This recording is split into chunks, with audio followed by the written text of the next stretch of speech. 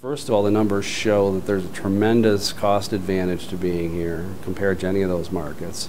But secondly, the numbers also show that there are as many quality of life opportunities here as you have in any of those other places, without some of the drawbacks. You know, for instance, LA is great, but traffic is stifling and costs are ridiculous, and and they have earthquakes.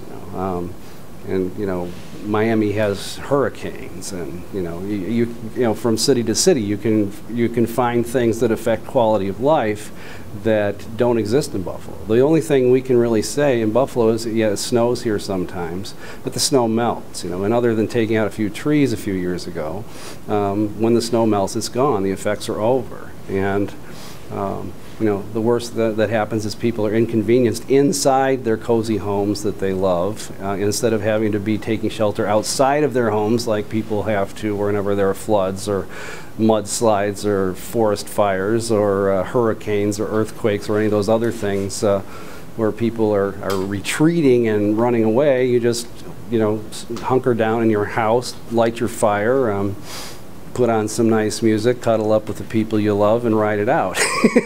So it could be a lot worse. And so we have this tremendous wealth and depth and textured cultural environment here. The restaurants are wonderful. The cuisine is wonderful. The opportunities to enjoy a good quality home for a fraction of the cost that you'd find anywhere else. Again, going back to the numbers, I like to tell people I bought my house for less than the cost of a down payment in most of the major markets. A lot of the trending that's going on is we're hearing from futurists that decentralization is good. It humanizes society.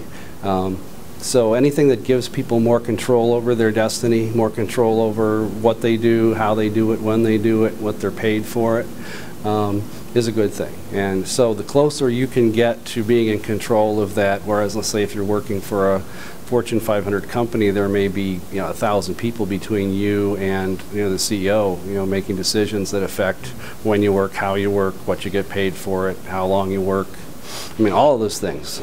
So it doesn't benefit just the entrepreneur, it also benefits those working for them. Exactly, it benefits them, and it benefits a community, because if a community has 100 companies employing a few people, that's 100 logos, that's 100 different kinds of services that are going to be needed, so that there are certain sectors of the business community that benefit from having decentralization take place, which then gives a lot more vitality to your business-to-business sector. So we really need to, we need a certain sense of regionalism that focuses resources on Buffalo with the faith that they'll flow out. But they need to flow in, and so that's one thing that's real important. And the other thing is, I just think that it's a shame that what seems so obvious to me in the vision that's guiding NxtArrow, that Buffalo can be a startup destination, and that is our next great moment if we can do that and be that. It's a shame that it hasn't become so obvious to everybody else who's got some power and some influence in this community. So that's my biggest cause right now, my biggest challenge is I'm sitting down with politicians and with business leaders, and I'm asking them to consider buying into a singular campaign to promote Buffalo as a startup destination. I'm starting to test drive the expression Queen City of Startups, and see what happens, see if it gains any traction.